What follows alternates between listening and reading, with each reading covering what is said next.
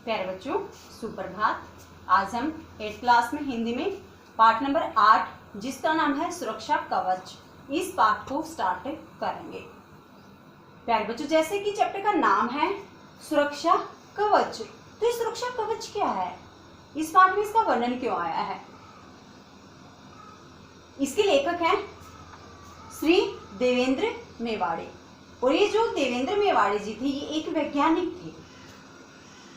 इन्होंने इस पाठ को लिखा, तो इस पाठ को एज ए स्टोरी नहीं बल्कि एज ए लेटर लिखा है इन्होंने। जैसे हम पत्र लिखते हैं, पत्र के माध्यम से अपने भाव को दूसरों के सामने बताते हैं, वही चीज इन्होंने की यहाँ कि इन्होंने पत्र के माध्यम से एक टॉपिक लिया, सुरक्षा कवच। तो ये सुरक्षा कवच क्या है, इस पाठ का मूल विषय है ओजोन परत। प्यारे बच्चों, आप सभी को पता है कि हमारे वायुमंडल में एक परत है जिसको ओजोन परत के नाम से जाना जाता है।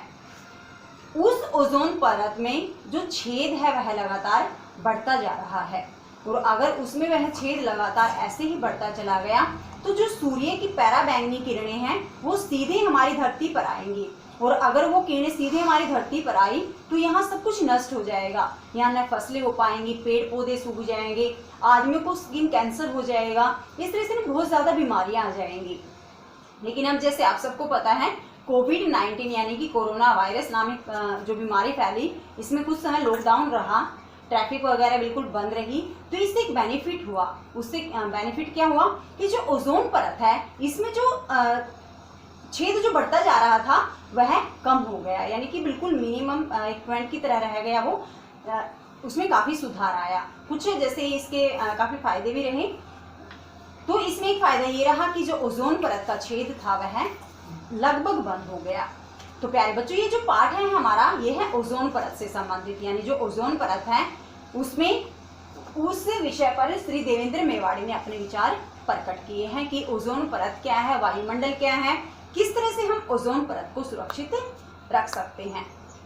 तो चलिए बच्चों, आज का इस चैप्टर जो पाठ नंबर 8, इस पाठ को बड़े ही ध्यान से हम पढ़ेंगे, समझेंगे और याद करेंगे।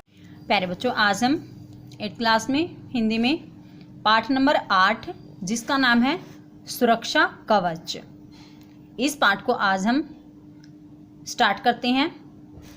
बहुत ही अच्छा पाठ है, बहुत ही अच्छा विषय है। इसमें देखिए, प्रस्तुत पाठ पत्र विधा में है। जैसे आप लेटर लिखते हो ना, इस तरह से है ये हमारा चैप्टर। इस पत्र के लेखक यानी जो पत्र विधा में जो पाठ है इस के लेखक कौन है, श्री देवेंद्र मेवाड़ी। ये लेखक का नाम है श्री देवेंद्र मेवाड़ी। श्री देवेंद्र मेवाड़ी वैज्ञानिक, चेतना संपन्न, प्रबुद्ध लेखक है। और जो देवेंद्र मेवाड़ी वे क्या है, एक वैज्ञानिक है जो चेतना संपन्न और प्रबुद्ध। चेतना संपन्न मतलब जागरूक और तेज बुद्धि वाले व्यक्ति हैं। बाल पत्रिकाओं में वे नियमित रूप से विभिन्न विषयों को बड़ी सहजता से समझा देते हैं। जो बाल पत्रिकाएं आती हैं ना, बच्चों से संबंधित जो पत्रिकाएं आती हैं, वे अनेक विषयों को ना बहुत अच्छी से, बहुत ही सरलता के साथ समझाते हैं। इस पत्र में उन्होंने ओजोन लेयर के विषय में बहुत महत्वपूर्ण जानकारियां दी हैं, और ये जो आज हम पाठ के रूप में जो पढ़ेंगे इसमें इन्होंने एक विषय लिया जो है ओजोन लेयर यानी कि ओजोन परत। ओजोन परत की सुरक्षा में ही हम सबकी सुरक्षा निहित है। यहाँ बताया गया कि जो ओजोन परत की सुरक्षा अगर हम करेंगे तभी हमारी सुरक्षा होगी। तो आइए इस सुरक्षा कवच के बारे में विस्तृत जानकारी प्राप्त करें। तो प्यारे बच्चों, ये जो हमारा आज का पाठ है जिसका नाम है सुरक्षा कवच, इसके लेखक हैं श्री देवेंद्र मेवाड़ी जो एक वैज्ञानिक थे। तो जैसे हमने स्टार्टिंग में पढ़ा है कि ये पत्र विधा में है। जैसे यहाँ पत्र में हम पता लिखते हैं, फिर दिनांक आता है। देखो, सूचना भवन, सीजीओ कॉम्प्लेक्स, लोधी रोड, नई दिल्ली, यहाँ डेट लिखी है। यहाँ से स्टार्टिंग, प्रिय पल्लवी, सदा खुश रहो। तो ये पत्र कौन लिख रहा है, श्री देवेंद्र मेवाड़ी। किसके पास लिखा इन्होंने, एक लड़की है जिसका नाम है पल्लवी। और ये कौन है, चैप्टर में देखिए आगे अच्छे से पता लगेगा हमें जब हम इसको पढ़ेंगे। इन्होंने कहा, प्रिय पल्लवी, सदा खुश रहो। तुम्हारा पत्र पाकर मुझे बहुत खुशी हुई। जैसे मुझे तुम्हारा पत्र मिला तो मुझे बहुत खुशी हुई। यह जानकर और भी अधिक हर्ष हुआ कि तुम में नई चीज़ों को सीखने और नई बातों को जानने की ललक है। और मुझे जब ये पता चला कि तुम नई चीज़ों के बारे में सीखने को और नई बातों को जानने के बारे में ललक रखती हो, इच्छा रखती हो, तो मुझे बहुत खुशी हुई। तो देखिए ललक शब्द का क्या अर्थ है? ललक शब्द का अर्थ है तीव्र इच्छा, यानी कि जैसे ही इन्होंने कहा कि मुझे बड़ी खुशी हुई कि तुम नई नई चीज़ों के बारे में जानने की ललक रखती हो, तो ललक शब्द का क्या अर्थ है? तीव्र इच्छा। तुमने लिखा है कि तुम पत्र लिखकर अपने सवालों के जवाब मुझसे पूछा करोगे। तो जो देवेंद्र जी वो क्या कहते हैं कि तुमने मेरे पास लिखकर ये बताया कि तुम मुझसे सवाल पूछोगी और मुझे तुम्हारे सवालों के जवाब देने हैं। यह तो बहुत ही अच्छी बात है मेरी प्यारी पोती। तो यहाँ हमें स्पष्ट हो गया पत्र लिखने वाली कौन है? देवेंद्र जी की पोती। मैं भी तुम्हारी जिज्ञासा भरे पत्र पढ़कर अपने बचपन के वे दिन याद कर लूंगा जब मैं भी तुम्हारी तरह तमाम चीज़ों के बारे में जानना चाहता था। तो जब भी मैं तुम्हारे पत्र पढ़ूंगा तो मैं भी अपने बचपन के दिनों को याद करूंगा जब मैं तुम्हारी उम्र का था और मैं भी तुम्हारी तरह सभी चीज़ों के बारे में जानने की इच्छा रखता था। चलो अब तुम्हारी इस बार की जिज्ञासा का उत्तर देता हूँ। तो देवेंद्र जी क्या कहते हैं कि अब की बार जो तुमने मुझे क्वेश्चन पूछा है, मैं तुम्हारे उस जिस बारे में तुम जानना चाहते हो, यानी तुम्हारे अंदर जो जानने की इच्छा है, उसका मैं जवाब देता हूँ। अन्यथा तुम कहोगी कि लो दादाजी तो अपने बचपन के दिन याद करने लगी। तो उसने कहा कि अन्यथा, अन्यथा का अर्थ होता है वरना। तो इसने कहा कि अगर मैंने तुम्हारे सवालों के जवाब नहीं दिए तो तुम कहोगी लो दादाजी ने तो अपने बचपन के दिन याद करने शुरू कर दिए। लेकिन एक बात तुम्हें जरूर बता दूं पल्लवी कि विज्ञान ने मुझे भी तुम्हारी ही तरह बचपन में गहरी रुचि थी, कि जब मैं छोटा था ना तो मुझे भी तुम्हारी तरह विज्ञान में बहुत ज़्यादा रुचि थी, इसलिए मैं वैज्ञानिक भी बना। और यही रीज़न रहा कि विज्ञान में रुचि थी तो मैं एक वैज्ञानिक बन गया।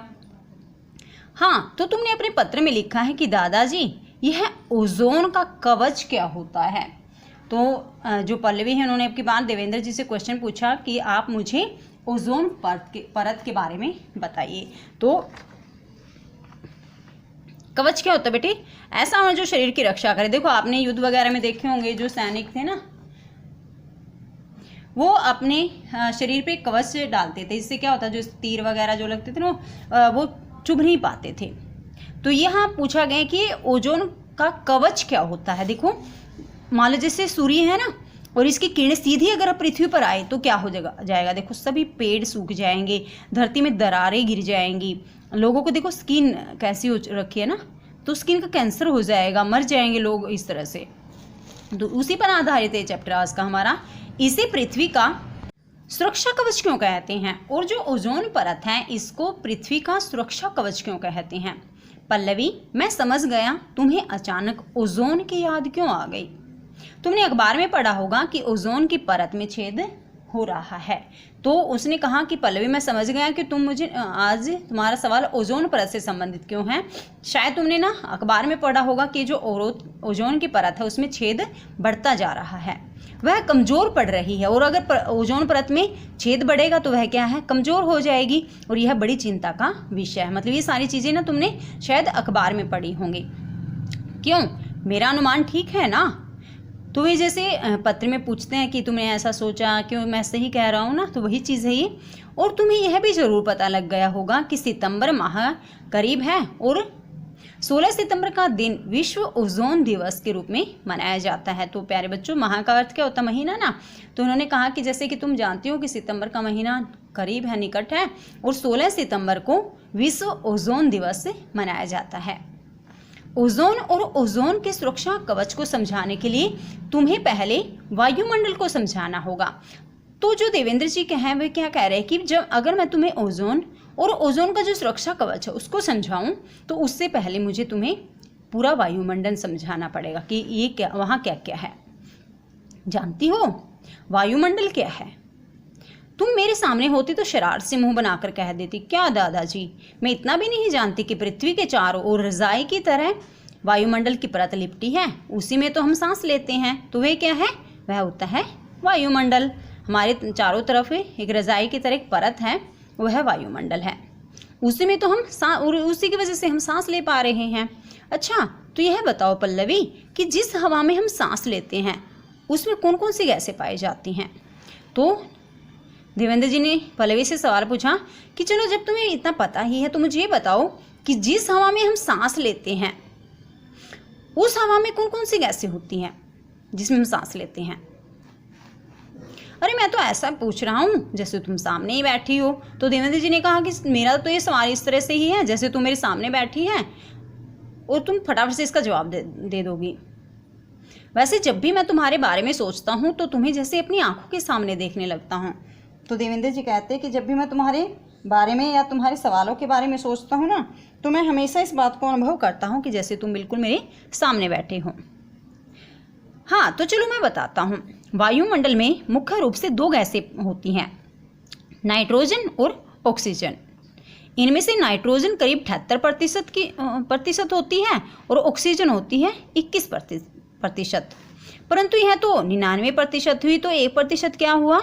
बाकी जो 1% है ना, उसमें बहुत ही कम मात्रा में argon, carbon dioxide, hydrogen, neon, helium, krypton, xenon और ओजोन नामक गैसें पाई जाती है। तो इन्होंने बताया कि जो पूरा वायुमंडल है इसमें 78% तो नाइट्रोजन है, 21% ऑक्सीजन है और जो 1% बचा ना उसमें ये सारी गैसें आती हैं हमारी।